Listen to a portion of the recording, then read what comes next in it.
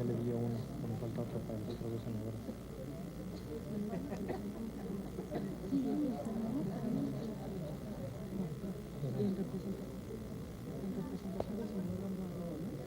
No, ya no mencionamos representantes y eliminamos esa parte del discurso.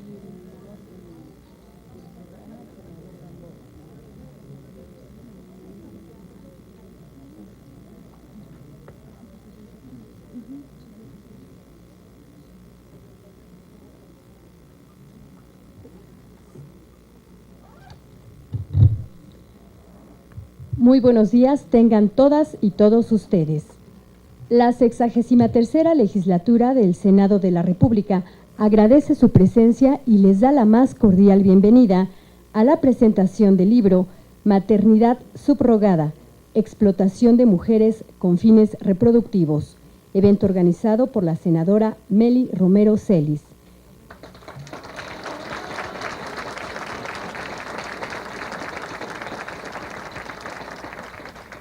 La explotación de mujeres con fines reproductivos, también llamada maternidad subrogada, gestación subrogada o vientres de alquiler, es una realidad que se esconde a la vista de todos. Oculta tras un velo de supuesto amor y altruismo los abusos y servicios que promueven la renta de mujeres como pie de cría y la procreación humana como una nueva rama de la industria que han ocasionado importantes conflictos judiciales a nivel mundial, como se documenta en la obra que hoy se presenta. Para dar inicio a esta presentación, saludamos al Presidium que esta mañana nos acompaña. Senadora Marcela Guerra Castillo.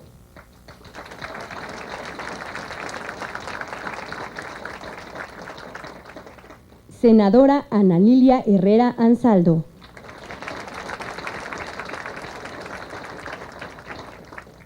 Senadora Mely Romero Celis.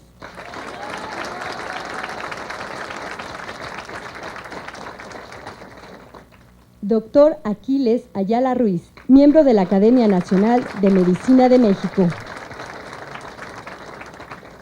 Maestro Francisco Vázquez Gómez Bisognio, coordinador general de la Facultad de Derecho de la Universidad Panamericana. Licenciado Marcelo Bartolini Esparza, director de Asuntos Políticos de Early Institute.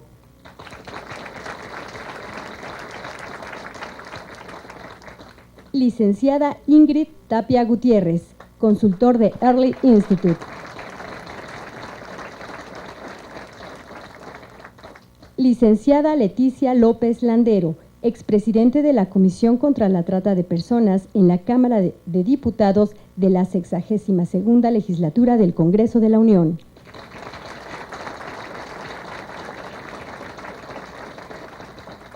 Licenciado Luis Pavón Vázquez, reportero de investigación.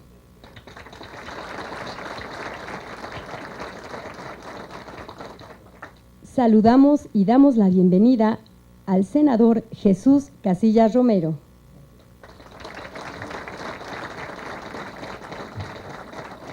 Senador Teófilo Torres Corzo.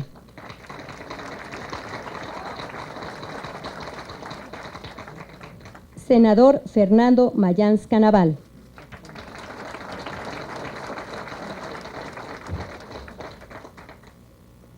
Senadora Angélica del Rosario Araujo Lara.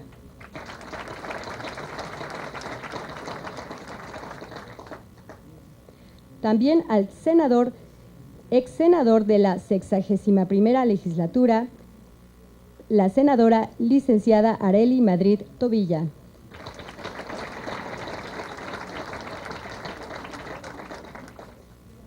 También está con nosotros las exdiputadas federales, licenciada Fernanda Schoeder.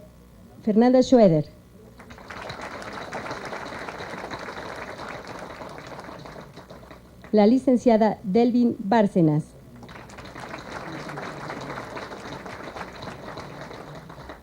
Y el exdiputado Luis Miguel Ramírez.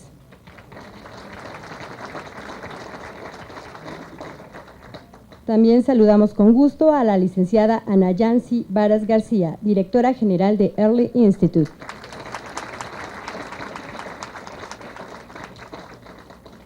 Así también damos la bienvenida a las líderes estatales de la Confederación Nacional Campesina.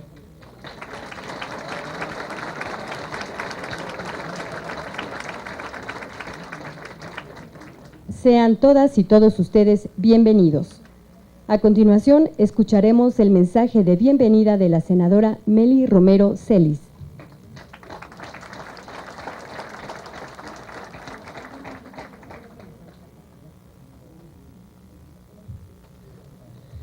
Muchas gracias. Buenos días y bienvenidos todas y todos ustedes. Muchas gracias por estar presentes en la presentación de este libro en torno a un tema que es fundamental. Yo estoy convencida que conforme vayamos conociendo, vamos a tomar un poco más conciencia de qué se trata y de la gravedad de la situación que está frente a nosotros y frente a nosotras. Muchas gracias infinitamente a mis compañeros legisladores por estar aquí, por aceptar conocer de este tema que seguramente nos tocará legislar y que por lo tanto es algo que debemos de conocer. Gracias, amigos senadores Marcela Guerra, senadoras Marcela Guerra, Ana Lilia, muchas gracias, Ana Lilia Herrera, a Lisbeth Hernández de Morelos, también muchas gracias, Lisbeth, que va llegando. Gracias. A los senadores también Teófilo Torres, gracias, amigo Jesús Casillas. También gracias al senador Humberto Mayans, con quien comentamos que en su estado este es un tema también de preocupación, por eso le agradezco y por eso su interés por estar aquí. Gracias a las amigas legisladoras actuales o de legislaturas pasadas, federales, locales también. Gracias a quienes van a hacer comentarios en torno a este libro, al doctor Aquiles Ayala, al maestro Francisco Vázquez Gómez, al licenciado Marcelo Bartolini, y la licenciada Ingrid Tapia. Ya verán también de la licenciada Ingrid Tapia que nos dará argumentos muy sólidos para poder defender este tema. También gracias al licenciado Luis Pavón, que ha presentado un reportaje muy importante. Quiero que lo podamos conocer todas y todos nosotros también porque es muy ilustrativo de lo que está sucediendo en nuestro país.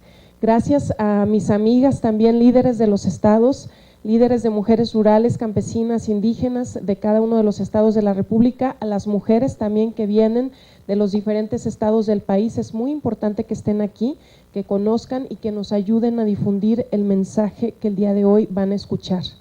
A el Early Institute y a la RAEP también, muchas gracias por permitirme hacer equipo, por compartir este trabajo y todo lo que estamos llevando a cabo para lograr que México no se convierta en un país en donde esta sea una situación grave y lamentable.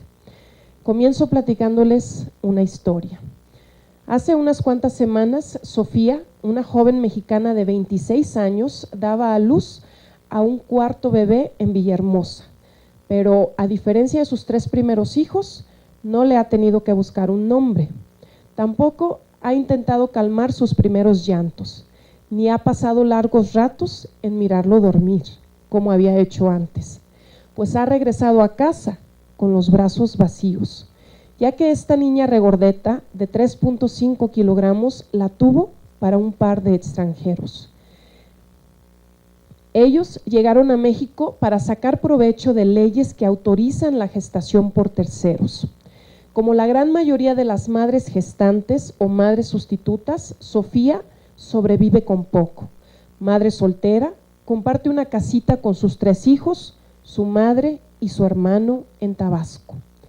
Mi hermano me ayudaba financieramente y mi madre me cuidaba a los hijos mientras yo trabajaba, recuerda la joven mujer, quien antes de convertirse en madre gestante vivía de 580 pesos a la semana vendiendo helados de 3 de la tarde a 11 de la noche, hasta que un día encontró un volante que decía alquiler de vientres. Una semana más tarde, Sofía estaba firmando un contrato por 120,000 pesos con una agencia especializada. Te prometen excelente trato, amabilidad, buenos resultados, cuenta Sofía al recordar su primer visita, pero en realidad las cosas son muy diferentes. El 30 de junio de este año, el diario Le Figaro de Francia publicó esta historia de Sofía. El reportaje fue llamado México, el dorado para la gestación de terceros. Una mina de oro, señala el mismo diario, mientras que otros hacen referencia a México como el paraíso de la maternidad subrogada. En esto se está convirtiendo nuestro país. Esto es ante los ojos del mundo. Un lugar en el que la explotación de mujeres con fines reproductivos se lleva a cabo y se lleva a cabo de manera legal, específicamente en Tabasco y en Sinaloa. Como un paraíso, pues, describen a México las agencias que se dedican a promover esta peligrosa actividad, debido a los bajos costos y al valor agregado que representa la cercanía con Cancún, específicamente en Tabasco. Pues la renta de vientres es 70% más barato que en Estados Unidos e incluye el viaje turístico y recreativo para los solicitantes por las playas de Cancún. Mientras mujeres como Sofía padecen riesgos de salud, aislamiento de sus familias o de plano explotación cruel y despiadada. También llamada maternidad subrogada o alquiler de vientres, la acción referida sucede cuando se contrata a una mujer y ésta se compromete a gestar a un bebé que no necesariamente proviene de su óvulo, con la obligación de entregarlo una vez que nazca a quienes lo han solicitado, para que estos últimos sean quienes lo críen. Lo relevante, pues, es que esta práctica tiene de por medio una compensación económica para la mujer gestante que puede variar de entre los 10,000 hasta los 150,000 pesos, casi como en el caso de Sofía. Esta práctica ha consolidado en realidad un mercado internacional y se ha convertido ya en un negocio multimillonario en países como en India y en Tailandia. Durante el 2011, el doctor David King estimó y dio a conocer a través de la BBC de Londres que la industria de la maternidad subrogada genera 2,000 millones de dólares. Además, señaló que son las mujeres en pobreza extrema las más vulnerables a esta industria. El día de hoy se presenta este libro aquí en el Senado de la República. Es una investigación seria, importante, que se ha llevado a cabo con el fin de esclarecer dudas y proporcionar información certera de este tema que tanto nos preocupa. Pero aunado al libro, para mí ha sido de suma relevancia conocer las numerosas historias como las de Sofía, de muchas mujeres que han caído en la tentación de una remuneración económica cuantiosa sin imaginarse las consecuencias graves de su decisión. En el mundo, pues, hay diversos casos que nos obligan a tomar conciencia de todos los posibles escenarios. Hay mujeres, por ejemplo, mujeres gestantes que se arrepienten a la mitad del embarazo y deciden no entregar al bebé, aun cuando ya firmaron un contrato. Hay demandas costosas y dolorosas entre los solicitantes y la madre gestante por diferentes situaciones. Ha habido casos en que la pareja que encarga el bebé resulta ser que se divorcia mientras está el bebé en gestación y entonces se queda la madre gestante a la deriva con un bebé que no necesariamente es que ella había deseado. Existe un caso muy difundido de una pareja solicitante, una pareja de Australia, que se negó a aceptar un bebé gestado porque nació con síndrome de Down.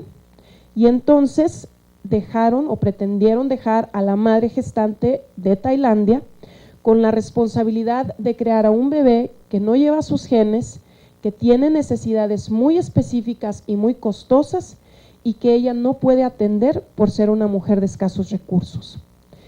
Es precisamente este tipo de mujeres a las que más se les busca para que puedan ser madres sustitutas. Y esa es mi mayor preocupación. Hay mujeres indígenas, mujeres campesinas, mujeres rurales que viven en pobreza y cuya condición de menor educación y menor ingreso les hace más vulnerables a ser explotadas, porque ¿qué mujer pobre con la responsabilidad de su familia rechaza 10, 15,000 o hasta 150,000 pesos?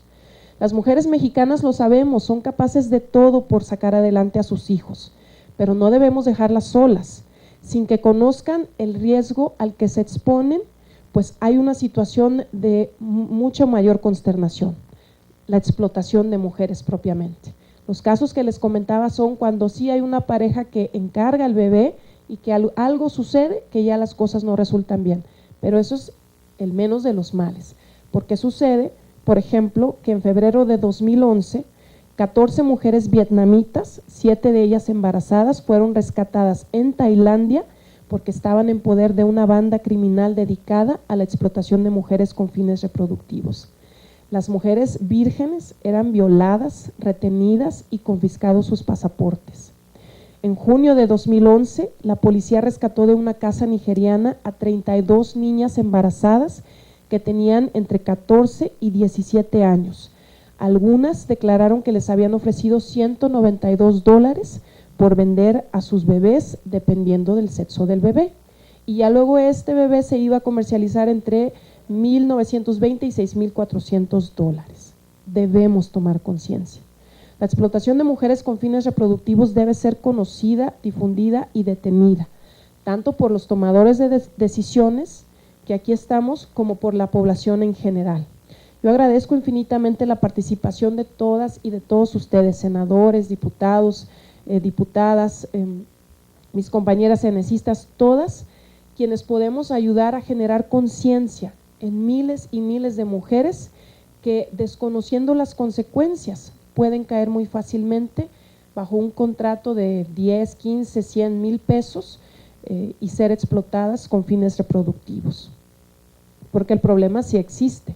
Hay un diagnóstico de la Organización Internacional para las Migraciones que señala que sí, México desafortunadamente se ha convertido en un país de tránsito y destino para la explotación de personas. Entonces, puede suceder que bajo nuestros ojos, que no perciben lo que está sucediendo en una casa de al lado, en una casa vecina, haya una mujer que está siendo una madre sustituta, muchas veces aislada de su familia, para que no vaya a ser que se arrepienta luego de entregar al bebé. Evitemos que México pues se convierta en un país como la India y Ucrania, en donde la explotación de personas y el tráfico de niños es un problema grave, o como Tailandia y Nigeria, en donde la maternidad subrogada incluso ha estado ligada al crimen organizado. En mi opinión, desde el decreto mismo para abolir la esclavitud en México, las normas de salud que prohíben el comercio de las partes o el todo del cuerpo, hasta la Declaración Universal de los Derechos Humanos nos ofrecen reflexiones jurídicas y conceptuales para sustentar la prohibición de la explotación de mujeres con fines reproductivos. Que sean los expertos, sin embargo, aquí presentes, quienes nos den sus opiniones respecto de la investigación que se ha realizado, de manera que al concluir el evento de esta mañana tengamos mayor claridad de cómo debemos legislar en el Congreso de la Unión sobre este tema, cómo debemos difundir información suficiente y precisa a las mujeres del país, cómo deben impulsarse programas y acciones de gobierno para salvaguardar la integridad de las familias mexicanas. Gracias a todas, a todos por acompañarnos, por su interés y estoy segura por su preocupación al término de este evento con mayor medida. Que pido se convierta más bien en ocupación y que cada quien hagamos lo que nos corresponde en bien de las mujeres y las familias de México. Muchas gracias a todos.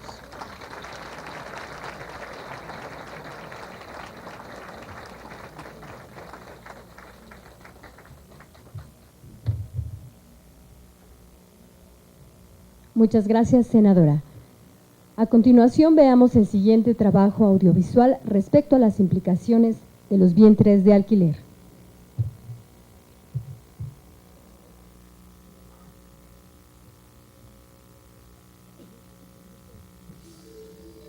Explotación de mujeres con fines reproductivos. Hasta mediados de los años 70, la mujer que paría un bebé era considerada la madre, pero en 1976 esto cambió. En Estados Unidos, el abogado Noel Kane y el médico Warren Ringgold comenzaron a concertar acuerdos entre parejas que no podían embarazarse y mujeres dispuestas a prestar su cuerpo para gestar al bebé con el compromiso de entregarlo al nacer. Así es como esta práctica comenzó a percibirse como un acto altruista. Sin embargo, a principios de la década de los 80, comenzó a admitirse, incluso a justificarse, que en estos acuerdos mediara un pago. Fue así que se popularizó el término vientres de alquiler. Países como Alemania, Austria, Suiza y España decidieron prohibir esta práctica para asegurar que sus mujeres y niños no se convirtieran en posibles víctimas y objetos de comercialización. En cambio, en países como México no existe esta protección. Se sabe que operan infinidad de agencias y clínicas que buscan a mujeres dispuestas a rentar su cuerpo a cambio de una retribución económica. El principal problema es que la mayoría de estas mujeres son pobres, con bajo nivel educativo o indígenas, situación que las coloca en una posición vulnerable ante los abusos que puede suscitar esta práctica. Este tipo de mujeres tiene un atractivo comercial muy concreto. Son muy baratas en comparación con las de países como Estados Unidos. Además, existen casos documentados en los que se demuestra que las mujeres gestantes se enfrentan a problemáticas complejas. Por ejemplo, que debido al vínculo de apego que se genera durante el embarazo, se niegue a entregarlo cuando nace. Que la pareja que paga por el bebé lo rechace debido a alguna malformación genética desarrollada en la gestación. Que la mujer desconozca los riesgos en su salud por complicaciones médicas propias de los procedimientos que se utilizan para lograr el embarazo.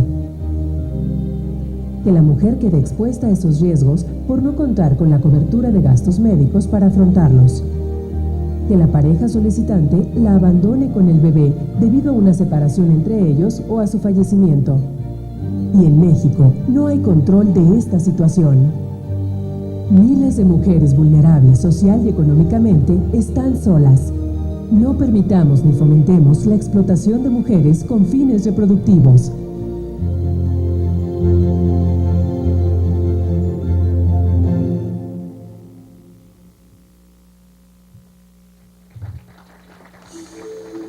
Explotación. Damos la bienvenida esta mañana al senador Manuel Cota.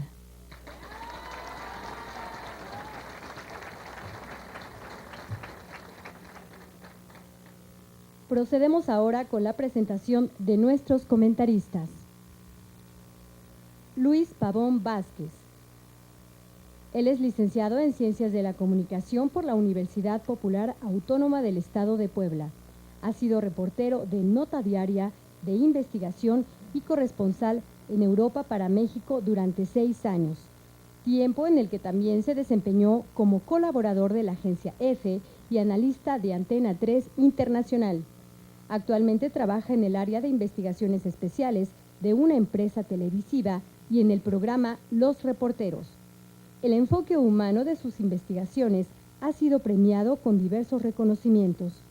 Convencido de que su oficio es ser reportero, su objetivo es continuar investigando y profundizar en temas de interés social para contribuir a crear un espacio en donde todas las voces puedan ser escuchadas. Licenciado Pavón tiene la palabra.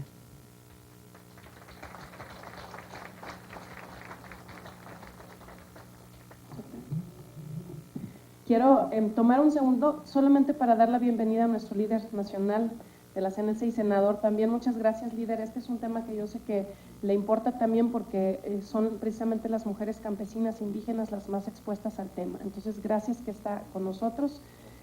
Pero también les agradezco a nuestras compañeras senadoras, senadores. La dinámica del Senado es de tal manera que siempre hay actividad, tenemos sesión, entonces ellas se retiran, pero ahorita han hecho el compromiso de apoyar la legislación para atender este tema en particular, entonces les agradezco mucho y vamos a seguir aquí durante la mañana, seguramente entrarán y saldrán también compañeros senadores. Muchas gracias. Gracias.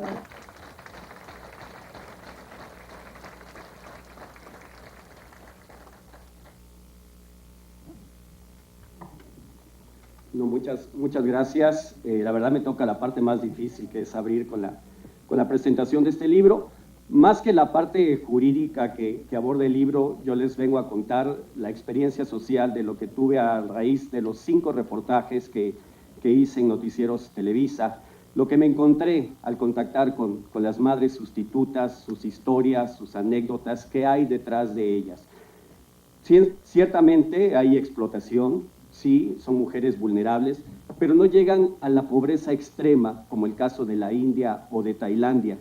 En muchos casos vi que hay mujeres que son explotadas por sus parejas, que son las que las metieron a la gestación sustituta, que son las que están cobrando el dinero, que les dijeron que vayan por un segundo embarazo, que las llevan a que también sean donantes de óvulos. También muchas de ellas querían dinero por dar entrevistas. Eso es cierto, me lo insinuaron a cada rato. Lo cierto es que estas mujeres dicen que lo hacen por necesidad económica. La anécdota empieza en marzo, cuando hago el primer reportaje con una mujer de 39 años que iba por tener un bebé, lo tuvo más bien. Siempre estuvo la doctora de la clínica a un lado, así que tenía que estar controlada en lo que decía, pero ella me confesó que su hija también ya estaba siendo gestante sustituta. ¿Por qué? Porque ella es cajera en un centro comercial y gana alrededor de 4,000 pesos al mes. Entonces, los 170,000 pesos que le ofrecieron en 9 meses, los iba a ganar en varios años. Ella vio una oportunidad y con eso levantó su casa. Y ahora su hija quería hacer lo mismo. Por eso se metieron a la gestación sustituta. Atrás de ellas no había nadie. ¿Cómo se enteraron? Porque pasa un equipo de sonido en las colonias de Villahermosa, porque se entregan volantes, porque hay una agencia que vio que el negocio estaba peligrando y decidió cambiarse a fundación para que así no corra los riesgos legales. Pero que el mismo director de la hoy fundación dice, lo que no está prohibido está permitido. Por eso operan en en Cancún. ¿Por qué? Porque el Código Civil no dice tampoco que ahí no se pueda hacer la gestación sustituta.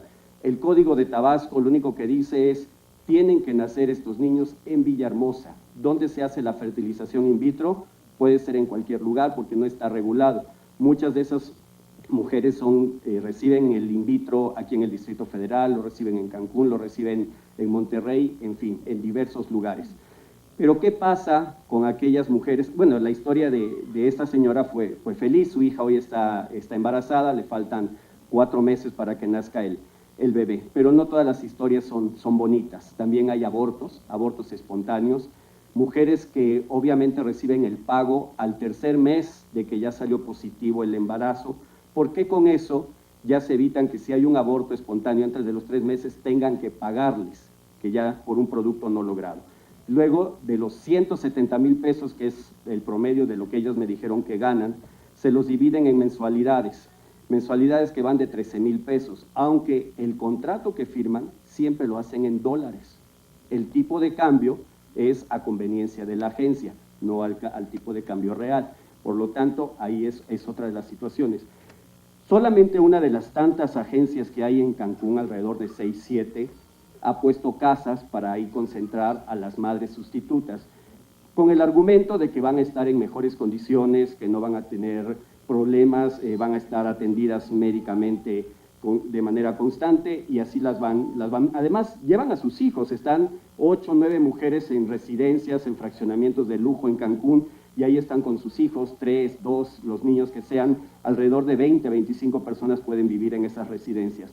El problema es que esa agencia cerró sus puertas ahora en agosto.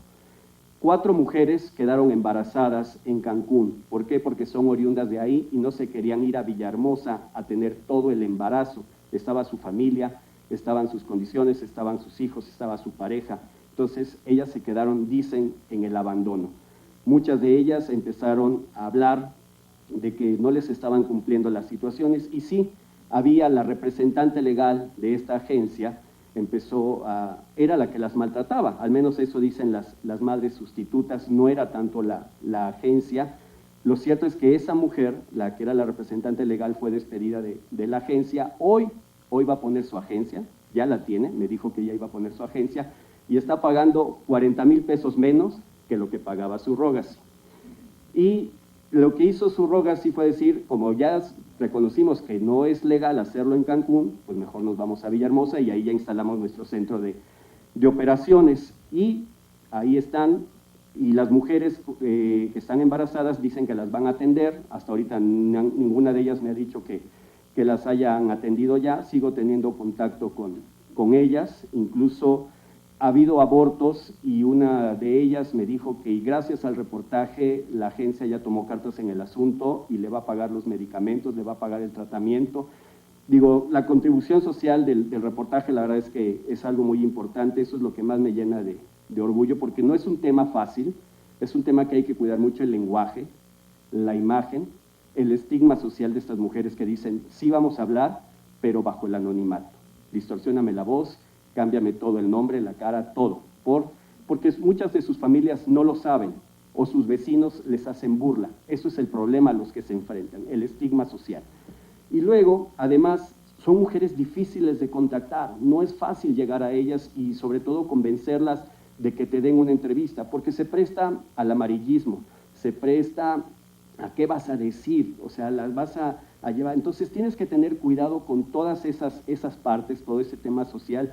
Y lo cierto es que aquí hay algo muy interesante en el libro, para ir redondeando, y es Tabasco, lo aprobó hace 18 años, llevan casi 3 años tratando de reformar el Código Civil, es la hora que el Congreso del Estado no se pone de acuerdo, dicen que ya consultaron a todas las partes, pero lo cierto es que todavía no hay ningún avance, y yo lo que siento, lo que vi con las madres sustitutas, es que todavía no estamos a niveles de la India, a niveles de Tailandia.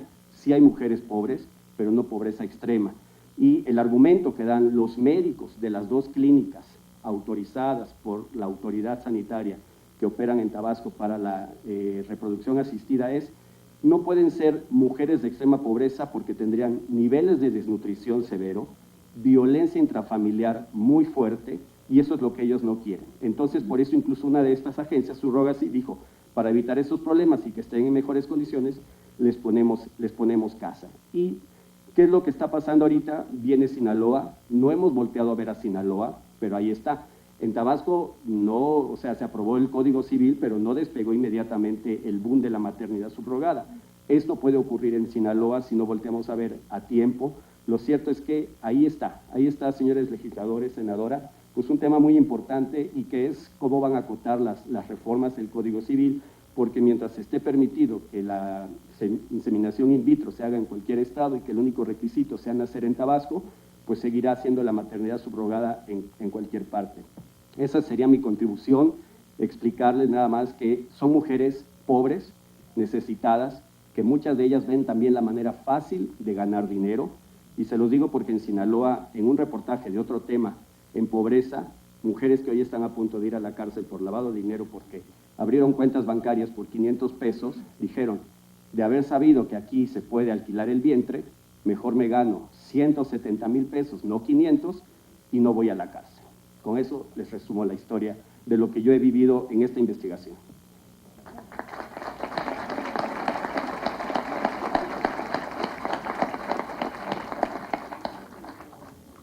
Muchas gracias al licenciado Luis Pavón. Seguimos con el maestro Francisco Vázquez Gómez Bisogno. Es abogado con el grado de maestro en Derecho Procesal Constitucional y en Ciencias Jurídicas por la Universidad Panamericana, especialista en juicio de amparo por el Instituto Tecnológico Autónomo de México.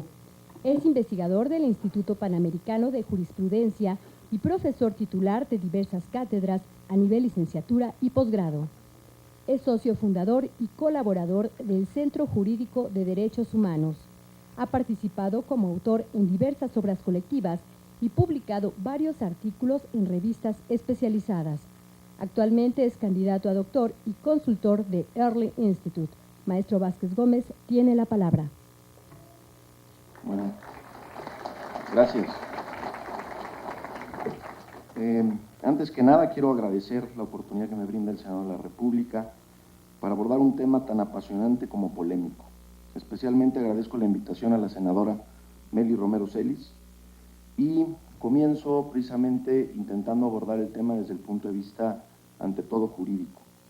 Esta participación la realizo sí como un catedrático y estudioso del derecho constitucional, pero sobre todo como un convencido que reflexionar acerca de temas como el que hoy nos reúne nos llevará a dar más y mejores respuestas a los retos que nos plantea la modernidad. El libro Maternidad subrogada, explotación de mujeres con fines reproductivos, encuadra el análisis de esta práctica desde la perspectiva de una de las conductas más deplorables que puede realizarse en la actualidad, la trata de personas. Si en el pasado el Estado constitucional tuvo que luchar contra la esclavitud, no menos cierto es que hoy la trata de personas ha sido denominada la esclavitud del siglo XXI, práctica la cual, además, encuentra hoy modernos y audaces mecanismos para pasar desapercibida y muchas veces, ¿por qué no decirlo?, llega a configurarse en una conducta que encuentra cobijo en las leyes contemporáneas. En sus primeras líneas, la publicación que hoy nos convoca realiza la siguiente afirmación. A través de los siglos, la conceptualización de la maternidad se ha transformado producto de los cambios que la sociedad experimenta constantemente. Sin embargo, y aquí lo importante de esta afirmación, lo que no ha cambiado es el hecho de que la maternidad es uno de los procesos humanos más significativos en la vida de toda mujer. Fin de la cita. Luego, parafraseando a Norbert Elias, entrar al análisis de temas como el de la maternidad subrogada y la explotación de mujeres con fines reproductivos, nos obliga a buscar interpretaciones y caminos que orienten nuestra conciencia entre el estatismo, que trata de expresar todo lo histórico como inmóvil y sin motivo, y el relativismo que solamente ve en la historia un cambio continuo, sin penetrar en la ordenación de ese cambio y en la regularidad de las formaciones históricas. Por tanto, felicito ampliamente a quienes coordinaron este esfuerzo, ya que el contenido de este libro nos ayuda a realizar al menos un análisis filosófico desde dos perspectivas diversas pero complementarias: la perspectiva filosófico-antropológica y la perspectiva filosófico-jurídica. Desde la perspectiva filosófico-antropológica no podemos perder de vista que los progresos científicos más extraordinarios, las proezas técnicas más sorprendentes, el crecimiento económico más prodigioso, si no van acompañados de un auténtico progreso social y moral, se vuelcan en definitiva contra la persona humana. Es por ello que, en los albores del siglo XXI y ante las circunstancias de progreso aludidas, no hay duda que la madre de todas las preguntas consiste en cuestionarnos acerca de si la persona humana debe ser tratada como medio o como fin. O en otras palabras, bien podríamos preguntarnos, ¿el cumplimiento de nuestros anhelos nos autoriza a mediatizar a otros seres humanos para alcanzar tal fin? Para poder acercarnos siquiera a responder tal cuestionamiento, debemos despertar al Homo sapiens, es decir, al hombre que reflexiona, y dejar de lado al menos por un momento al Homo faber, es decir, al hombre que fabrica, cuya principal característica consiste en su capacidad de acción y no de reflexión. Lo anterior resulta indispensable ya que constantemente sucumbimos ante el Homo faber, por lo que, sin mayor espacio para la reflexión, concluimos que lo que se sabe hacer, se puede hacer, no existiendo un saber hacer separado del poder hacer. Si el hombre, por lo tanto, sabe hacer bebés a la carta, puede hacerlos. Pero no debemos dejar de advertir que el saber hacer sin una reflexión en torno al poder hacer no encuentra medida en norma alguna y se convierte, como ya lo ha podido constatar la historia, en poder de destrucción. Instrumentalizado el mundo y la persona humana misma, declarada la soberanía del hombre sobre todo lo que le rodea y entronizado el principio de utilidad en todas las ciencias, el hombre ha renunciado a entenderse a sí mismo como parte de la naturaleza y se ha erigido en dueño y señor de la misma. De esta forma, al hombre ya solo le quedan dos caminos: engañarse a sí mismo creyendo que ha triunfado y que ha progresado, o reencontrar al Homo sapiens y reflexionar en torno a las consecuencias que podrían generar las nuevas decisiones que asuma. ¿Sea la persona humana medio o fin? Es una pregunta a la que la ciencia jurídica y especialmente el derecho constitucional debe aportarnos luces para responderla, razón por la cual procedo al análisis desde la perspectiva filosófico-jurídica. Una primera reflexión que nos puede ayudar al entendimiento del tema se deriva de advertir cuál es el objeto de estudio del derecho. Y el objeto de estudio del derecho son las deudas. No olvidemos que una verdad que el mismo Perogrullo calificaría de infantil consiste en afirmar que frente a toda deuda existe un derecho correlativo y viceversa. No puede existir derecho si no hay deuda, no puede existir deuda si no hay derecho. En razón de ello, para que exista un derecho humano debe existir una deuda, es decir, algo que le sea debido al hombre por el simple hecho de ser hombre. Ante la ausencia de esa deuda, resulta absurdo hablar de derechos. Por lo anterior, bien podríamos preguntarnos en torno a aquella postura que afirma que la maternidad subrogada se configura en un procedimiento que permite a ciertas personas ejercer su derecho a la paternidad. Si tal derecho existe, bien podríamos preguntarnos, ¿cuál es la deuda correlativa al supuesto derecho a ser padres? Esa deuda no podría ser otra más que la obligación de todos nosotros de no obstaculizar la decisión de alguien de querer ser padre, y lo que es más, se traduciría en la obligación del Estado de realizar cuanto se encuentre a su alcance para conseguir tal fin. Sin embargo, debemos preguntarnos, ¿esa decisión debe ser tutelada a costa de lo que sea o de quien sea, aun cuando una persona no tenga la aptitud física de procrear? El respeto y la tutela a esa decisión puede implicar que una mujer se convierta en medio para conseguir ese fin. De afirmar la existencia de una deuda de esa índole, incurriríamos inmediatamente en lo que el libro acertadamente pretende advertir, ya que la diferencia entre contratar a una mujer con el objeto de ejercer ese supuesto derecho a la paternidad a incurrir en la explotación de mujeres con fines reproductivos, solo hay un cambio de palabras. Desde mi perspectiva, no existe argumento filosófico que permita justificar la existencia de un derecho a la paternidad, ya que su sola existencia implicaría aceptar la coexistencia de una obligación que requeriría convertir a un ser humano, en este caso la mujer, en medio, generándose así el menoscabo, la pérdida o incluso el irrevocable sacrificio de la libertad. Es por ello que, entendido en su justa dimensión, el derecho reconocido en el artículo 4 constitucional, consistente en que toda persona tiene la libertad de decidir el número y espaciamiento de sus hijos, solo protege a aquellas personas que posean la aptitud física para procrear. Pensarlo de otra manera transformaría los derechos humanos en derechos capricho, lo cual modifica su esencia por completo, ya que no derivarían de la naturaleza humana, sino simplemente del deseo o el anhelo, por legítimos que estos sean, de una persona en lo particular. Así, en el Estado constitucional y democrático de derecho no puede concebirse que una persona sea medio para la realización de otra, aun y cuando se encuentre implicada la voluntad de ambas.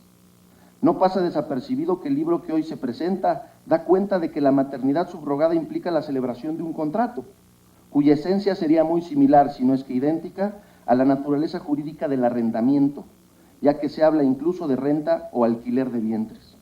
Sin embargo, y aquí viene lo importante, el artículo 5 de nuestra Carta Magna consagra desde su texto original de 1917 un principio según el cual el Estado mexicano no puede permitir que se lleve a efecto ningún contrato, pacto o convenio que tenga por objeto el menoscabo, la pérdida o el irrevocable sacrificio de la libertad de la persona por cualquier causa. Cabe señalar que esta cláusula constitucional solo ha sido objeto de una reforma en 1992 y fue con el objeto de ampliar su ámbito de protección.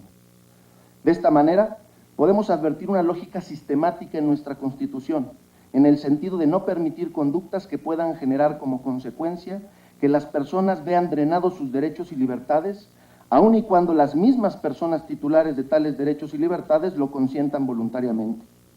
Así, podría decirse que nuestro marco constitucional defiende a la persona, sus derechos y sus libertades a pesar de la persona misma. De ahí que si una persona llegara a celebrar un contrato, pacto o convenio que pusiera en entredicho su libertad, el Estado no dará efecto jurídico alguno a tal acuerdo de voluntades. Lo que además, dicho sea de paso, es acorde con un principio general de derecho que establece que las cosas que se hacen contra derecho se reputan por no hechas. De esta forma, atendiendo a esta cláusula constitucional, comienzan a generarse dudas en torno a la constitucionalidad de una regulación de la maternidad subrogada. Por ejemplo, algo se ha comentado ya aquí. Si de conformidad con el derecho civil existe un principio que habla de que la autonomía de la voluntad es la máxima ley en los contratos, bien podríamos preguntarnos, ¿la regulación en torno a la maternidad subrogada incluiría la posibilidad de dar por terminado el contrato de alquiler de vientre? Ya se ha manifestado aquí que se han encontrado casos en donde la madre gestante ya no quiere seguir o bien los padres solicitantes ya no quieren continuar. Ante esta pregunta tendríamos dos alternativas. La primera, si no lo hace, es decir, si la regulación no permite a la madre gestante, por ejemplo, rescindir este contrato, dicha regulación por sí sola implicaría el menoscabo y la pérdida de esa libertad contractual, y por ello se pondría en duda la constitucionalidad de ese acuerdo y de esa regulación. ¿Cuál es la otra opción? Que sí lo haga, es decir, que la regulación posibilite rescindir el acuerdo, terminar con el contrato. Si eso ocurre, esto no sería violatorio del principio del interés superior del menor, atendiendo a que ya estaría implicado un bebé, quien es el titular del derecho de uso derivado del arrendamiento de vientre. No debemos olvidar que conforme al artículo 4º constitucional, el Estado mexicano, incluidos los órganos legislativos, debe velar por cumplir en todas sus decisiones y actuaciones con el principio del interés superior de la niñez, garantizando de manera plena sus derechos. Como puede observarse, la sola regulación del arrendamiento o el alquiler de vientres produciría paradojas jurídico-constitucionales de gran magnitud. Es por ello que nuestra Carta Magna, al establecer que no se dará efecto jurídico alguno a contratos, pactos o convenios que tengan por objeto el menoscabo, la pérdida o el irrevocable sacrificio de la libertad de la persona por cualquier causa, no solo tutela el derecho de libre contratación, sino que le establece límites. Luego, resulta bastante lógico que en el ámbito jurídico que tutela las relaciones contractuales entre los particulares, como lo es el derecho civil, en todos los códigos de esta materia en nuestro país, se establezca una regla según la cual, para que las cosas puedan ser objeto de contratos, deben estar en el comercio, señalando además que los bienes están excluidos del comercio, ya sea por su naturaleza o por disposición de la ley. Ante lo dicho, bien cabe preguntarse, ¿el vientre de una mujer es un bien que se encuentra dentro del comercio? Al menos para su servidor, la respuesta resulta evidente. Aceptar que los órganos humanos estén dentro del comercio sería a todas luces inconstitucional, ya que se convertiría al hombre en objeto del derecho, lo que provocaría el irrevocable sacrificio de su libertad. De ahí que el artículo 5º constitucional, el cual tutela la libertad de profesión, industria, comercio o trabajo, establezca límites al derecho de libre contratación, límites los cuales luego son concretados por el derecho civil, señalando que habrá bienes que no puedan ser objeto de los contratos ya que están fuera del comercio.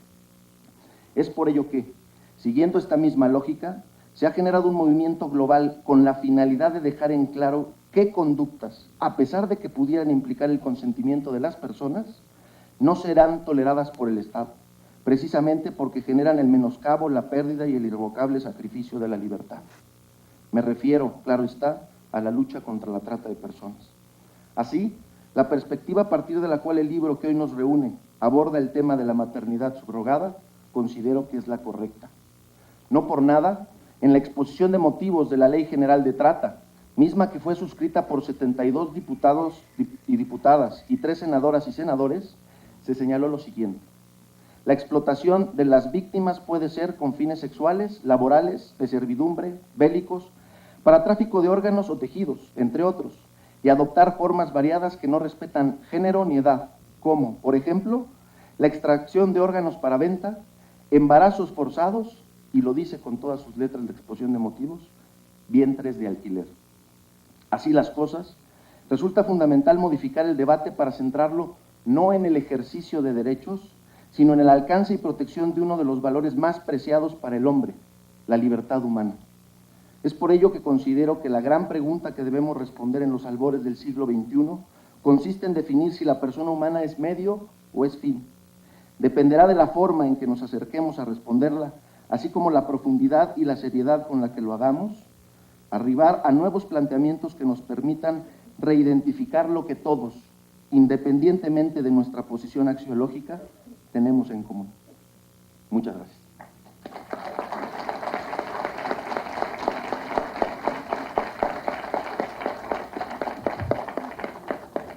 Muchas gracias, maestro Vázquez Gómez. Nuestro siguiente comentarista es el licenciado Marcelo Bartolini Esparza. Él es licenciado en Derecho por la Universidad La Salle. Cuenta con el diplomado en Arbitraje Comercial Internacional por la Escuela Libre de Derecho y el diplomado en Derecho Mercantil por la Universidad Panamericana. Socio fundador de la Asociación Mexicana de Abogados Lasallistas. Autor de diversos artículos en materia de derecho. Es director del área de Asuntos Públicos de Early Institute y coautor del libro Maternidad subrogada, explotación de mujeres con fines reproductivos. Cedemos el uso de la voz al licenciado Bartolini.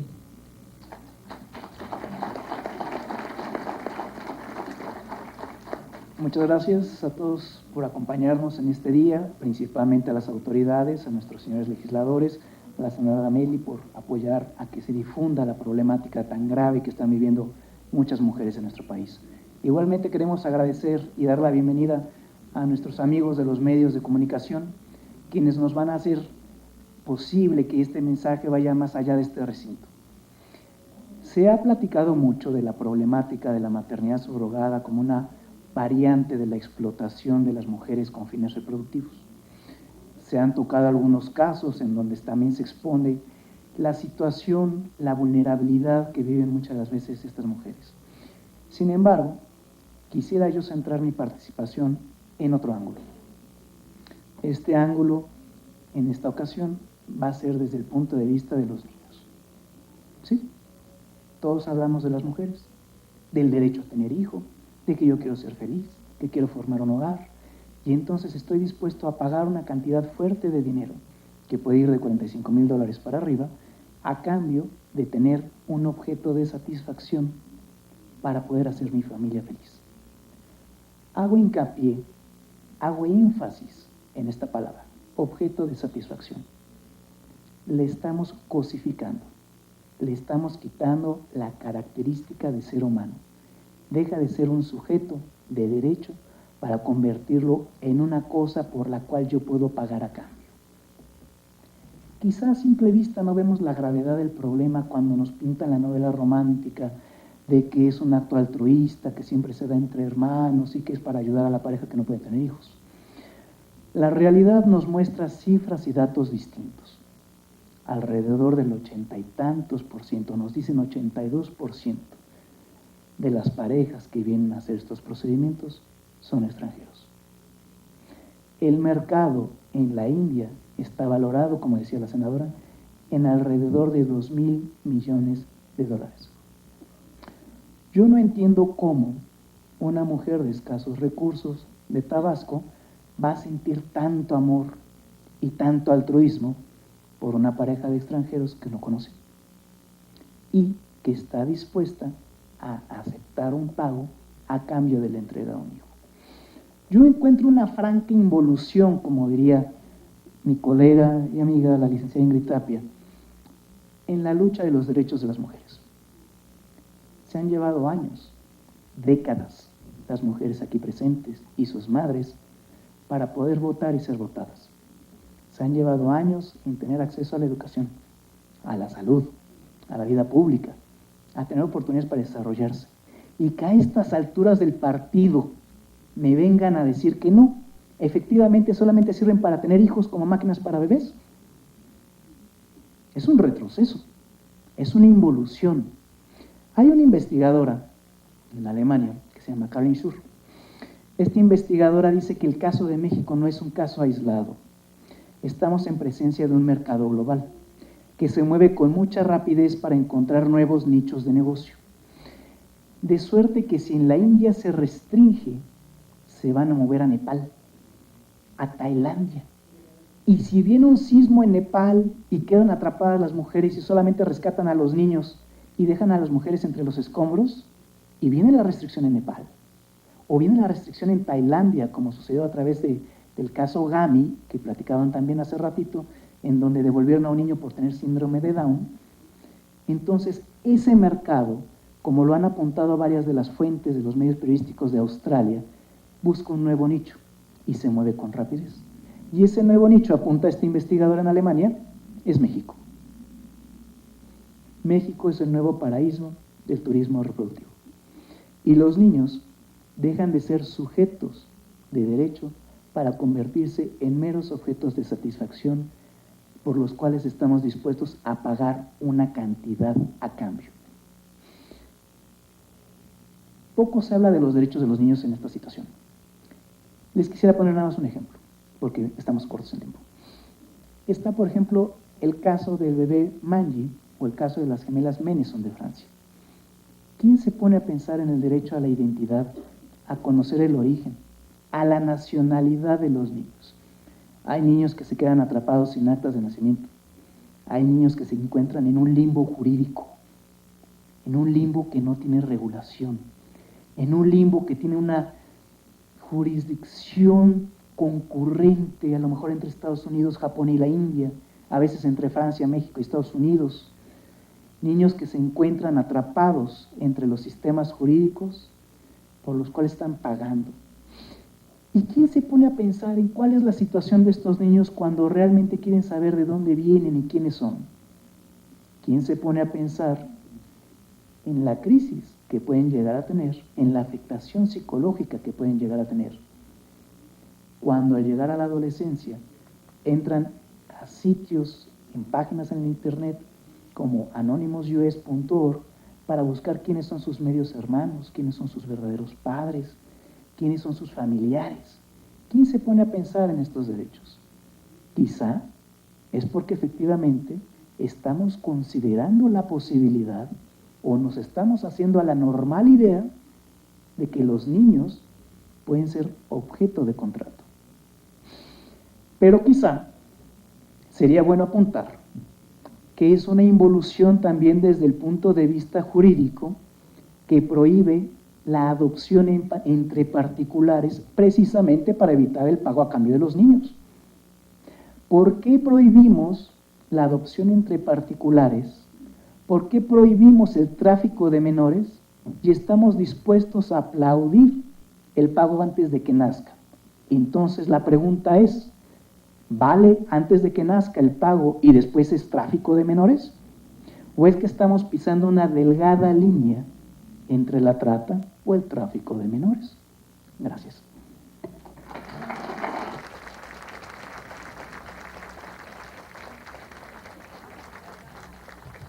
Muchas gracias al licenciado Bartolini. Escuchemos ahora la participación del doctor Aquiles Ayala Ruiz.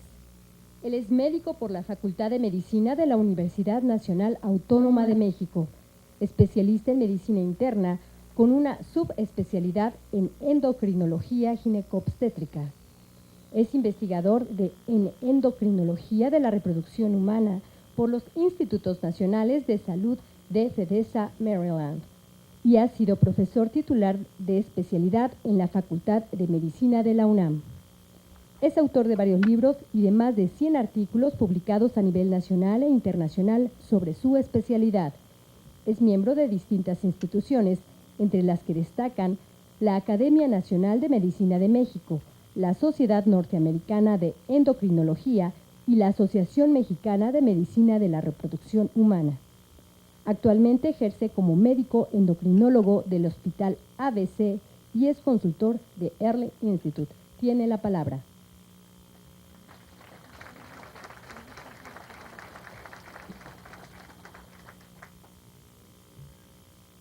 Muchas gracias por la presentación, distinguida audiencia, tengan ustedes buen día.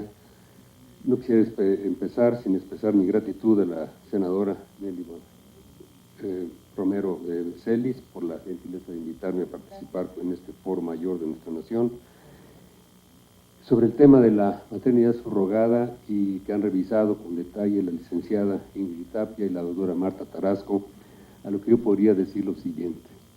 Mi visión obviamente no es tanto jurídica o de otros elementos de carácter social que aquí se han expresado, sino que trato de tomar como marco de referencia la biología. Si uno va a tomar decisiones de cualquier tipo, incluidas las sociales, creo que es importante tomar en consideración las lecciones de la historia. La historia es biología. Quien no estudia la biología va a caer necesariamente con el tiempo en una serie de errores y no tenemos mucho tiempo para experimentar. El ser humano tiene un promedio de experimentación de sus anhelos, de sus virtudes, de aproximadamente 30 a 50 años. La naturaleza tiene para experimentar miles o millones de años. De manera que ella se puede dar el lujo de hacer todos los cambios y modificaciones que se hagan al respecto. Y una de las cosas que enseña la naturaleza es que no nacemos libres, somos automáticamente dependientes del medio que nos rodea, de la necesidad de abastecernos, de energía, de agua, de oxígeno, ni tampoco somos iguales, porque vamos a nacer en diferentes latitudes, con diferentes problemáticas, Y es una claridad muy evidente de que nos demuestra la naturaleza que ella es que realmente quien manda y quien rige las cosas, y que nosotros tendremos que adaptarnos a sus leyes y tratar de analizar qué es lo que mejor nos puede avenir para conformar una sociedad coherente, una sociedad racional. Y finalmente nos deja 3 lecciones. La primera, de que a querer o no se requiere de una competencia, hay una selectividad, una selección del individuo para que pueda sobrevivir en el medio. Y la tercera, la más importante, que para la preservación de la especie está la reproducción humana. ¿Pero qué hay detrás de todo esto? Es muy posible que la mayoría de ustedes desconozcan para qué sirve el cuerpo humano, finalmente para qué está diseñado, finalísticamente hablando. Está hecho básicamente para 2 cosas: uno, energía, y otro, defensa. Y ese equilibrio se tiene que sostener. Si hay alteraciones de energía, se va a dar lugar a enfermedades degenerativas o crónicas. Si hay problemas de defensa, comúnmente va a dar lugar a problemas de defensa de carácter agudo. Pero quien sostiene, o el pie de la balanza de esto, es la capacidad reproductiva, la capacidad de reproducción.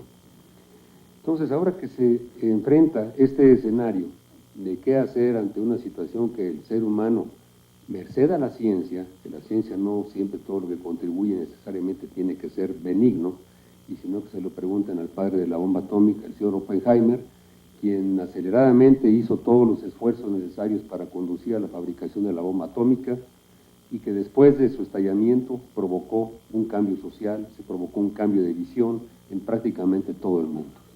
Años después, analizando su papel que tuvo en esta guerra, o en este momento biológico de su historia, el señor se convierte en un defensor de la paz y en un excelente guerrero contra precisamente el diseño de la bomba atómica, y comienza a fomentar el desarrollo de sociedades o normas para regular su liberación.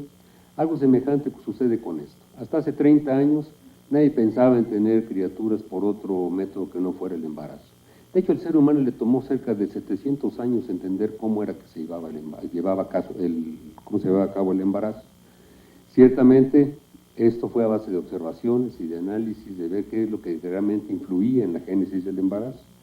Pero lo más importante es de que también debe de saber la población que el hecho de que nosotros sepamos reconocer un embarazo, caracterizado por ausencia de menstruación, aumento del volumen abdominal, un latido fetal, y otra serie de expresiones que existen en biología para comprender o establecer un diagnóstico al respecto, eso no es sinónimo de que entendemos bien a bien qué es lo que está haciendo que un embarazo lleve un curso determinado.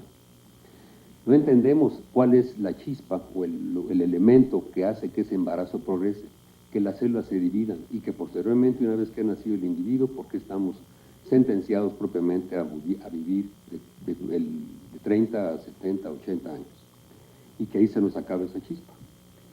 Entonces, uno de los problemas que yo veo en esto, de la maternidad subrogada, es de que acatar estas leyes de la naturaleza es importante. ¿Cómo haría yo para que esto fuera fructífero? Uno, bueno, pues si la ciencia ha avanzado tanto, se podría propiciar una ley en donde se llevan registro de los embarazos para que se hicieran mediciones de DNA o de ADN, como le dice la mayoría de las personas, a esta sustancia que permite establecer el origen de la paternidad, y con esta forma tener un control o una regulación de cómo se está llevando a cabo este problema. La segunda, llevar un registro hasta donde sea posible. Aquí los medios, el licenciado Pavón ha hecho alusión a su experiencia, lo que él ha investigado con las personas, pero que todo esto debe ser objeto de registro y comunicación para que la gente tenga, o las personas que legislan, tengan la oportunidad de reflexionar al respecto. Entonces, esta es la forma que yo vería en que la biología podría aportar algo al respecto. Esto obviamente caería dentro del resorte de la Secretaría de Salud, quien es la encargada de todos los elementos de sostén que tiene al respecto, el poder buscar la forma de cómo regular esto o profundizar más al respecto del tema. Yo creo que en esencia culminaría mis palabras diciendo que no subestimar lo que nos ha enseñado la naturaleza a través de los años. No porque haya avances de la ciencia quiere decir que necesariamente todos vayan a ser benéficos. Podría darles rápidamente un ejemplo. Hoy en día, pues, cualquier madre que está dando leche a través de un biberón a su hijo, pues, se siente que está cumpliendo cabalmente con la función energética, función de un satisfactor nutricional. Sin embargo, ya se está viendo que los biberones estos de plástico tienen un componente que se llama bisfenol, y se está estimando de que cerca de un 15% aproximadamente, a la vuelta de 30 años, van a desarrollar obesidad o diabetes mellitus, uno de los problemas que más se está atacando actualmente. De manera que ahora se está propiciando o invitando a la gente que vuelva a usar biberones de cristal. Entonces, lo que se hizo antes, no todo estaba tan mal. De manera que estas aportaciones que ha hecho la ciencia hay que tomarlas con mucho cuidado. Indudablemente que son aportaciones invaluables, pero se están metiendo en terrenos que tienen que ver con la creación, que tienen que ver con la génesis de una serie de elementos biológicos que en el fondo desconocemos. Reitero lo que me dije hace un instante. El que sepamos los médicos hacer diagnóstico de embarazo, o que la mujer lo puede experimentar y ella tener certidumbre acerca de que está embarazada, no es sinónimo de que sepamos todo lo que requiere un embarazo en su evolución.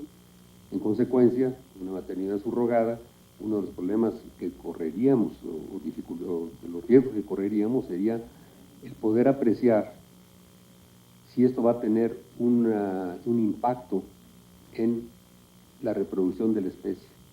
Por estos elementos que mencionaba, esta piel de la balanza, energía, defensa, se sostiene en la capacidad reproductiva. Si esa capacidad reproductiva se ve alterada, ¿quién nos dice que en esta serie de madres que se van a prestar para fungir como tales, no van a modificar la genética de la especie y al rato se empieza a hacer tal diversificación conceptual, económica, estatal, judicial, lo que sea, al respecto, va a repercutir necesariamente en forma nociva en la especie humana, no ahora, pero a lo mejor en 100, 200 o 300 años. Esto es lo que nos enseña la biología a través de su historia, y es lo que yo aconsejaría hacer una reflexión, siempre tomarlo como marco de referencia para impulsar una ley al respecto. Muchas gracias.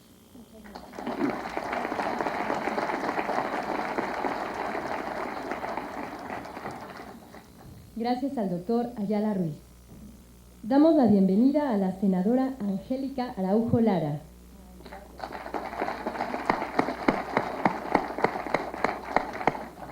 Y así también a la diputada federal Claudia Villanueva Huerta.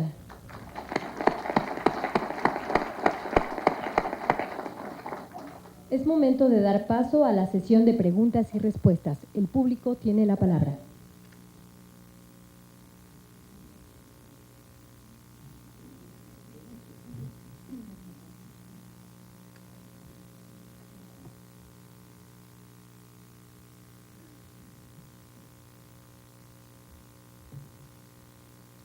Antes de pasar este momento, vamos a pasar a las conclusiones por parte de la licenciada Ingrid Tapia Gutiérrez. Ella es licenciada en Derecho por la Universidad Latinoamericana. Fue profesor decano de Derecho Romano del Instituto Tecnológico Autónomo de México, ITAM.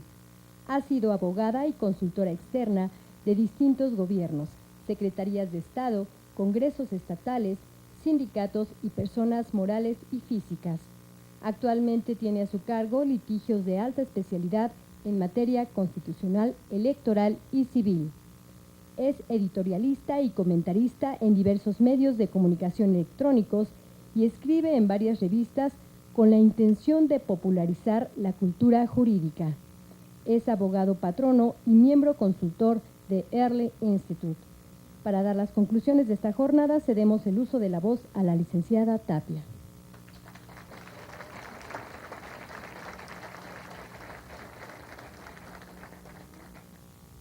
La senadora Meli me dio permiso de pararme para garantizar que me suba sangre al cerebro. Me toca, gracias, distraerlos unos minutos, no sé si en una parte de conclusiones, sino en temas que quiero compartir aprovechando la pléyade casi olímpica de legisladores que hoy tenemos y sobre todo la presencia de mujeres líderes políticas del sector campesino, que me parece fantástica, porque justo como lo dijo Meli Romero al inicio del evento, pues son generalmente las mujeres de los medios rurales, las más depauperadas, las que pueden ser carne de cañón de este tema que se llama explotación de mujeres con fines reproductivos. Como si las mujeres llevan que somos, bueno, yo por lo menos súper chismosa, y súper observadora, seguro se habrán percatado que la mayoría de ponentes en este foro tuvieron el cuidado de señalar que la maternidad subrogada es un eufemismo. Es decir, es una forma de decirle bonito a una práctica execrable.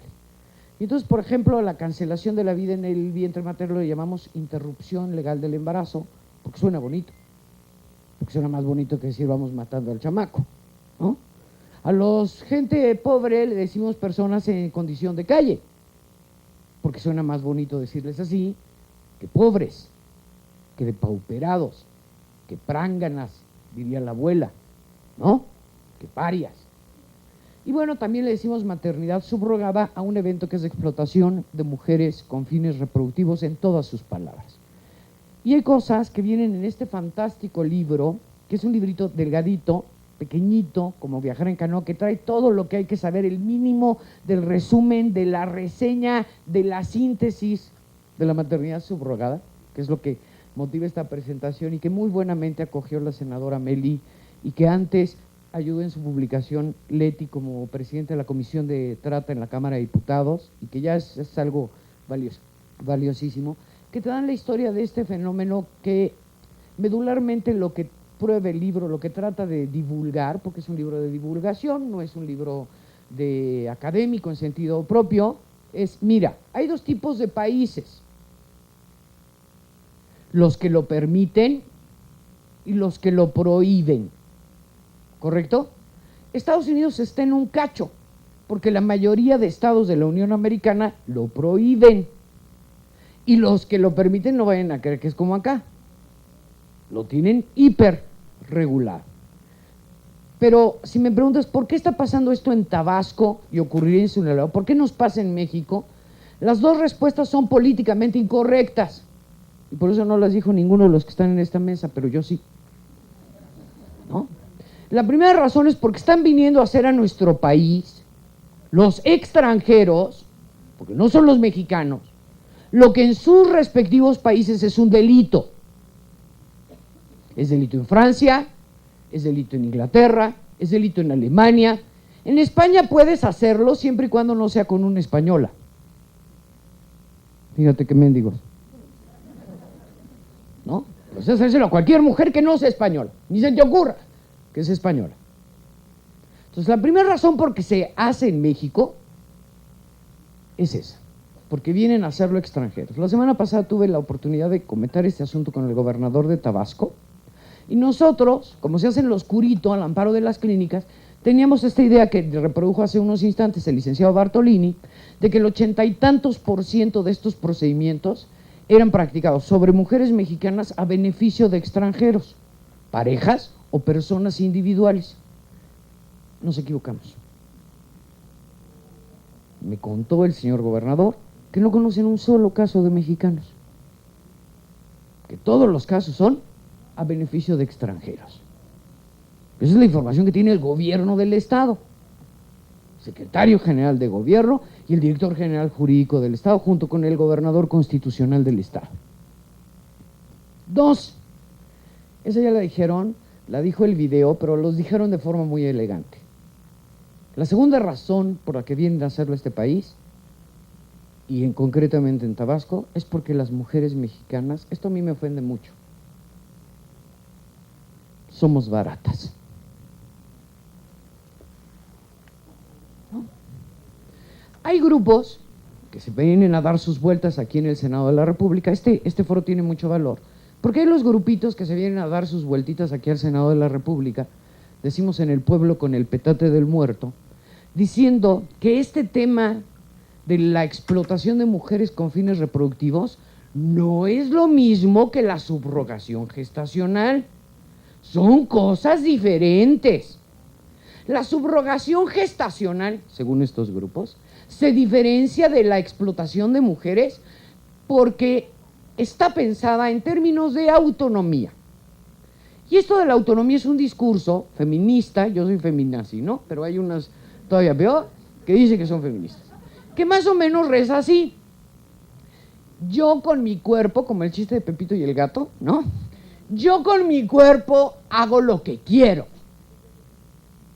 ¿Y te importa un bledo Estado mexicano?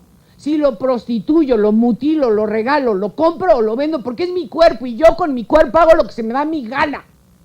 Y tú, Estado paternalista, misógino, no tienes derecho a venir a legislar para prohibirme o impedirme la libre disposición de mi cuerpo. Misógino. A ver, no se equivoquen. Que no se equivoquen los paisanos y no se equivoquen los legisladores. Este discurso que aparentemente suena como que tiene pies y cabeza, la verdad está hecho de estiércol. Porque es como si yo te digo, y aquí nuestro líder de la CNC y los líderes obreros lo van a entender muy bien, es como si yo te digo que la Ley Federal del Trabajo se hizo para ofender a las mujeres y a los hombres trabajadores, para decirles desde el Estado paternalista que se hace una ley que fija mínimos protectores porque son tontos, ignorantes, estúpidos, incapaces de negociar por sí mismos sus condiciones laborales con el patrón. Y entonces, esta Ley Federal del Trabajo, gran orgullo nacional, ¿verdad?, es misógina y paternalista. Hombre, ¿cómo crees? La Ley Federal del Trabajo no se hizo, compañeros, para ofender a los trabajadores y a las trabajadoras de México. Se hizo para protegerlos. Se hizo sobre la condición de que el derecho es eso que nos permite atemperar las diferencias entre el que todo tiene y el que nada posee. Se hizo bajo la consideración de que hombres y mujeres de México, al prestar servicios personales subordinados, prestan eso, servicios, no se rentan. Y si no hubiera los mínimos de jornada, de salario y de descanso, habría patrones en este país mendigos que pagarían menos del mínimo. Y habría pobres tan pobres que trabajarían por menos del mínimo. Y estaríamos como en regiones de China, con jornadas de 16 horas, violatorias de los derechos humanos, recibiendo a cambio un tazón de arroz. Las leyes no se hacen para vulnerar la autonomía de las mujeres. La explotación de mujeres con fines reproductivos debe tipificarse como delito, como en cualquier país del primer mundo, en protección de las mujeres. Porque como decía el filósofo español, el náufrago no elige puerto. Yo soy madre de 3 hijos. Y si me dices, oye Ingrid, ¿me vendes el riñón por sacar adelante a tus hijos? Simón. Claro que sí. Y mira que fui a la universidad y me gradué con honores, ¿eh? Pero si a mi hijo le pega una roña a cualquiera de mis 3 hijos como leucemia o como lo que quieras, y tengo que sacar el medicamento, claro que te doy un riñón, una córnea y lo que sea con tal de salvar a mis hijos. Como cualquiera de nosotras lo haría. Porque esa es la regla, porque esa es la condición, porque esa es la base sobre la que el legislador debe de partir para hacer su ley, de lo que hay en realidad y lo que sí existe. Que no me venga a decir que las mujeres en México todas pueden ejercitar su autonomía frente a terceros como si todas fueran preparadas, con dinero, brillantes, poderosas y hasta con fuero constitucional, ¿no? Hombre, es una payasada. Y luego vienen con la payasada también a carnearles y a verles la cara, a intentar, espero que no lo logren, verles la cara a los legisladores, de que en realidad esto de la subrogación de vientres, hijos míos, debemos de legislarlo como si fuera la prestación de un servicio. Fíjate lo mañosas de estas perras, ¿eh? Como si fuera la prestación de un servicio. El servicio de yo te doy los servicios de embarazo. Y todavía se me ponen fresas, ¿eh? Se ponen giritas. Claro, en lo oscurito, ¿no? De frente no. Pero me dice, y ni diga la Tapia que es un problema de riesgo y que cómo le vamos a transferir el riesgo a las mujeres embarazadas. Y porque hay cuates que limpian vidrios a 35 metros. O los changos de estos de Pemex que son los que dicen a la barrena, ¿sí se llama así barrena? ¿No? La que cae en el pozo petrolero y todo, pues también corre riesgo y a ellos no se lo prohíben. ¿Por qué vas a prohibir que una mujer se rente para ser madre?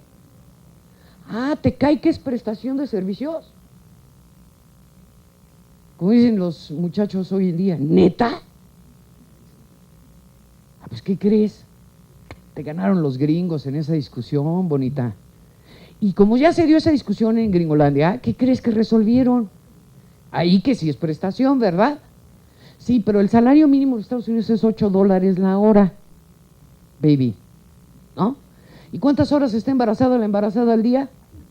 Gracias, muy bien, vamos haciendo las cuentas perfecto.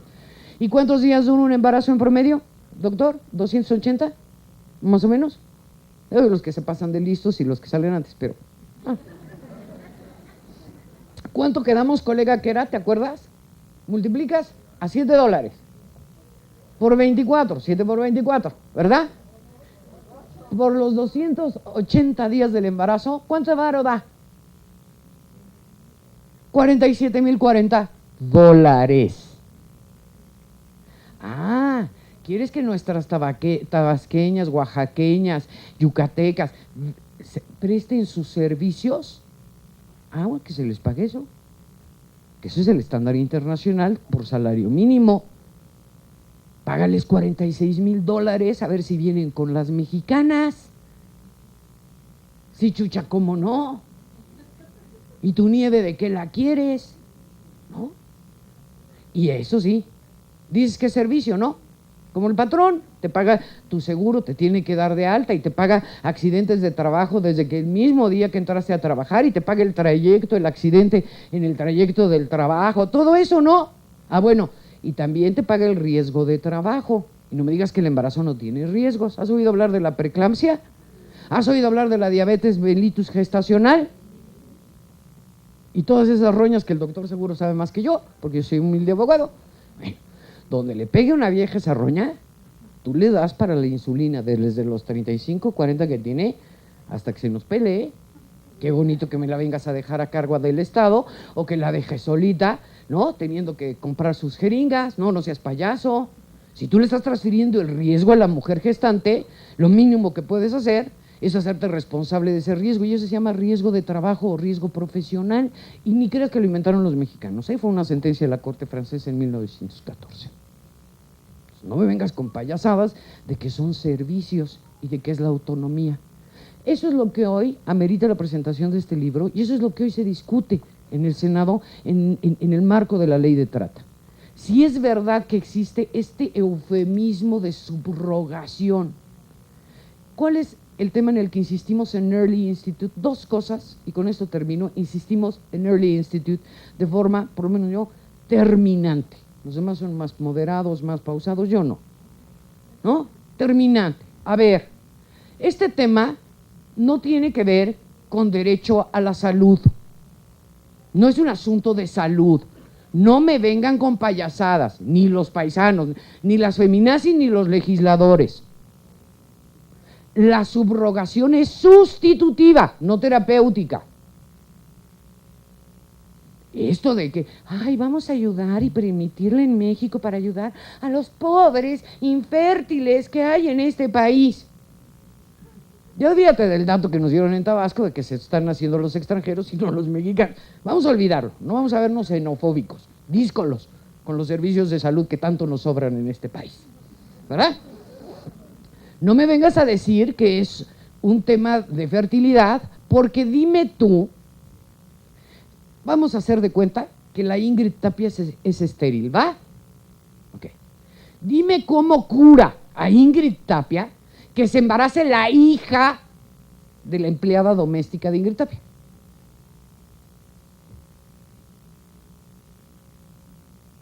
O sea, ¿cómo? ¿Para curarme yo voy a embarazar a tu hija? ¿O a tu madre? ¿O a tu esposa? Eso es un tema de salud. No me vengas con payasadas. La subrogación es sustitutiva, señores. No es terapéutica. La Ley General de Salud clara y puntualmente dice que las políticas de salud son procedimientos destinados a la preservación de la salud humana o su restauración. Dime cómo preserva mi salud que otra mujer se embarace. Dime cómo me restaura mi salud que otra mujer se embarace. No se confundan. Este es un discurso de esos emocionales, tramposo, porque lo que trae ahí atrás de este tema es dinero, es un negocio, donde las personas son negocio. Entonces, que los senadores y diputados, a mí por lo menos, no me vengan a plantear que este es un tema de salud, porque no es un tema de salud, porque la infertilidad de una persona no se le cura embarazando a otra. Y segundo, este no es un tema de adultos, por eso yo represento un instituto, no sé si muy dignamente, ¿verdad? Pero represento un instituto que sí es muy serio, que se llama el Early Institute, early, de tempranito, o sea, de chiquitito, de pequeñito, de niño. No es lo mismo ver el tema desde la perspectiva del adulto por mi deseo de querer ser mamá o mi deseo de querer ser papá, que verlo desde, como dice el autor Bartolini, desde los ojos de los niños. Los niños tienen el derecho a saber cuál es su identidad. En su preservación de la salud, los niños tienen derecho a ser amamantados por sus madres, para cerrar su sistema inmunológico. Tienen derecho a saber si tienen hermanos, quiénes son, quién sabe cuándo necesiten un riñón, una transfusión, algo que pueda donarle su pariente. Los niños tienen derecho a la nacionalidad y a vivir en un entorno amoroso, el más amoroso que podamos. No existe el derecho a ser padre siendo estéril. Existe el derecho a la salud para que recupere yo mi fertilidad, ¿no? Siendo ciudadano, y existe el derecho a, si te puedo tener hijos, ¿no?, gozar de los servicios de salud para lograr ese cometido. Esos son los derechos en el marco de la Constitución política y en el marco de la lógica y de la inteligencia. No existe tal cosa como el derecho a ser padre, porque es como decir, siendo infértil, ¿no? Es como, yo tengo el derecho a la delgadez, que no me dejan ejercer los panaderos, pero yo tengo el derecho esencial a la delgadez, ¿no? Como tampoco existen los derechos sexuales, existe el derecho a la salud sexual, hija, no el derecho sexual. Tengo derecho a la salud sexual.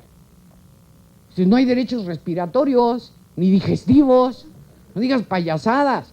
Son eufemismos que suelen esconder conductas execrables como esta de explotación de mujeres con fines reproductivos.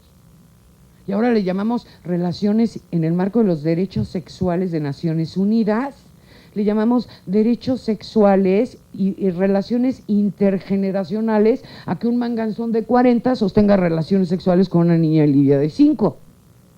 No, perdóname, es pedofilia. Y aquí en mi rancho es delito. Ofende mucho, señores legisladores, que vengan a hacer los extranjeros a nuestra patria lo que en su patria es un delito. Ofende más que vengan nuestras propias mexicanas a defender esa práctica. Pero en el centro de esta discusión no están ni los legisladores, ni las mujeres, ni los académicos. Están los niños. Están los niños. No nos escondan. Hago votos para que ustedes, que son mujeres líderes campesinas en todo el país, bajo el cobijo de este foro, pues ahí presionan a la senadora para que imprima más ejemplares, ¿no? Y dos, para que nos ayuden siendo voceras de este tema, para que nos ayuden en representación de estos niños, llevando a cada rincón de sus comunidades esta preocupación que hace suya muy seriamente, aunque yo no parezca seria, pero ya ven que el Bartolini sí, que hace muy seriamente Early Institute, y a los compañeros de los medios de comunicación, como el compañero reportero que ha documentado, que ejerzan la presión correspondiente. ¿Por qué debemos de prohibir el comercio de todo el niño? Por la misma razón que prohibimos el comercio del hígado, del riñón, de la nana y del buche. Porque hay tanta desigualdad todavía en nuestra patria que no podemos dejar al libre mercado, ¿no?, las relaciones de transacción sobre las personas. Es ilegal, ¿no?, ilegal. Es indebido, señores, y es indigno. Gracias, senadora, por su hospitalidad. Gracias, legisladores, por su paciencia. Y a todos ustedes, también gracias por su paciencia. Que tengan muy bonito día.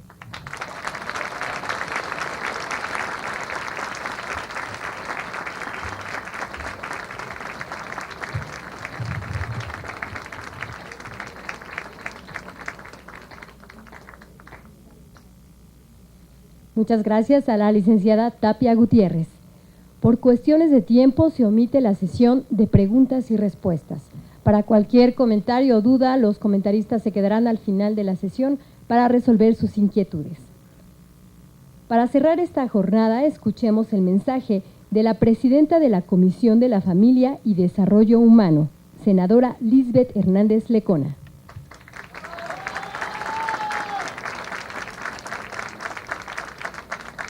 Muchas gracias a la senadora Meli Romero Celis por esta tan brillante iniciativa, a mis compañeras senadoras, compañeros senadores, compañeros diputados federales, diputados locales. Pero antes de dar por terminado, yo quisiera sumarme a hacer unas reflexiones como presidenta de la Comisión de Familia. Es un tema que compete precisamente a la integración de la familia, tal como lo establece nuestro artículo 4 constitucional, que dice que la Constitución protegerá a la familia. ¿Cuál es el rol de la familia natural? ¿Cuál es el rol de la familia que por datos estadísticos del INEGI, de CONAPO y de un gran doctor investigador que por aquí lo vi, el doctor Pliego, en donde se ha estudiado que el lugar donde un menor tiene mejor desarrollo humano es dentro de una familia natural? Entonces quiero dejar ciertas reflexiones a los ponentes y esto nos va a servir también a nosotros los legisladores para tomar las previsiones necesarias en la legislación correspondiente. ¿Es un derecho humano este boom de la maternidad subrogada? ¿Acaso la autoridad civil o mercantil qué resolverá sobre el cumplimiento de los contratos? ¿A quiénes se le exigirá la pensión alimenticia? ¿A quién se le exigirá el reconocimiento de paternidad? ¿Qué impacto le puede generar al niño sobre su origen?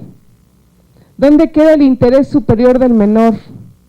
¿Dónde queda la idoneidad para adoptar? ¿Qué derecho es a priori, el del ser padre o el derecho superior del menor? ¿O el derecho a decidir por su cuerpo? ¿Cuál es el futuro de los niños de México? ¿Quién opina por el niño? ¿La vida es ahora un acto de comercio?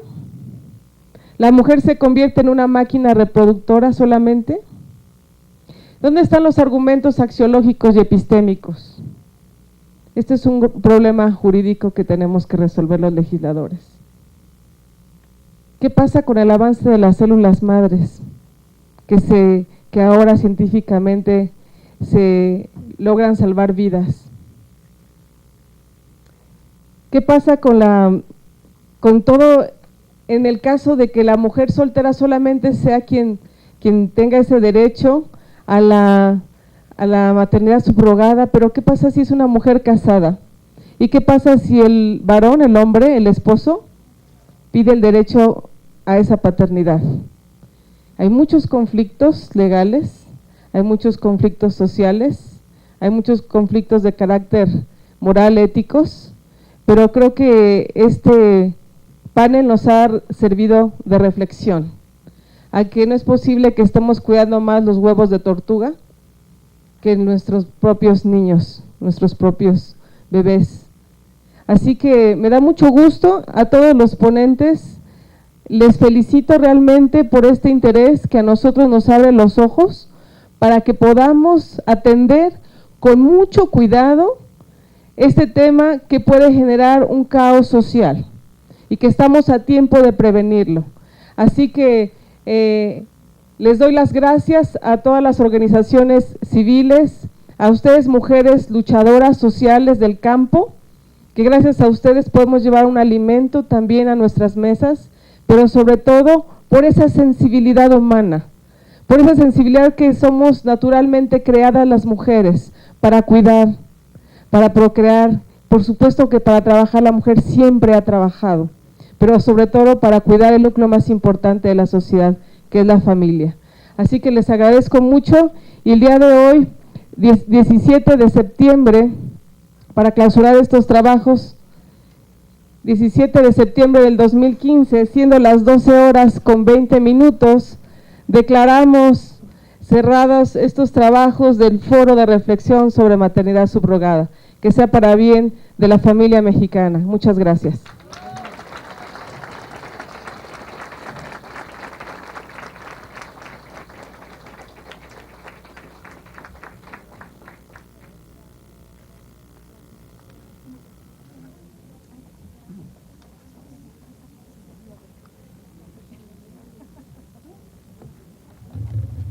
Es así como llegamos al final de la presentación del libro Maternidad Subrogada, explotación de mujeres con fines reproductivos. Por su atención, gracias y muy buenas tardes.